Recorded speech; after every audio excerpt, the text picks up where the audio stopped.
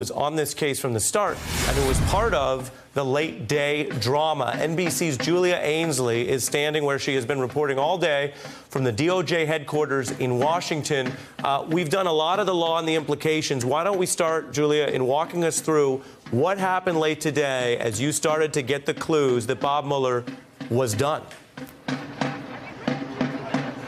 I would love to tell you about that, Ari, and we've got protesters behind us. That might even be the least stressful thing that's happened today, is this drum you hear behind me. We have been on pins and needles down here really every day this week. Starting around maybe early Wednesday, we had a sense that the Justice Department was preparing for this report. And reporters across the city who cover the Justice Department, the White House, and Congress all started to put our pieces together and realize something was coming soon.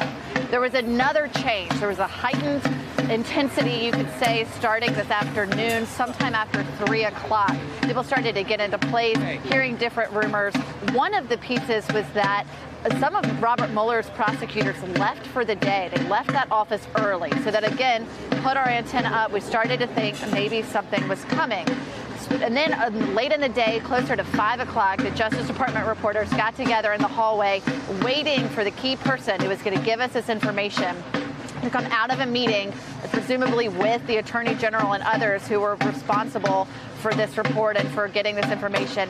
We waited, they came, they gave us the information. I grabbed this letter and ran to the camera where we are now. Later, we went back just to fill in some of these details. And at that point, we heard from a senior Justice Department official that piece about how there are no further indictments in this report from Mueller at this time. So a lot of running around, a lot of intensity, also a lot of camaraderie. This is some of my favorite times in Washington. It was some of the most competitive stories. You see reporters from different outlets who would usually be competing, all really coming together. And I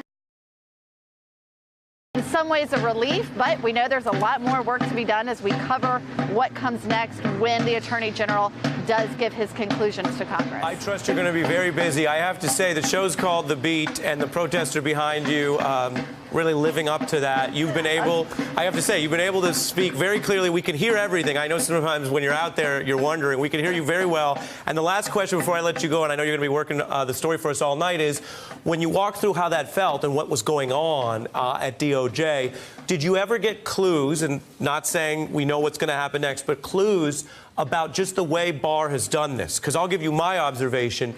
I have watched him, and it seems that he's very carefully, wherever he can, trying to put out a united front with Mueller and trying to suggest that they're on the same page, they're collaborating, they obviously have a professional history. He didn't need to mention Mueller in the letter the way he did, that they're going to keep working together. Mueller finished tonight.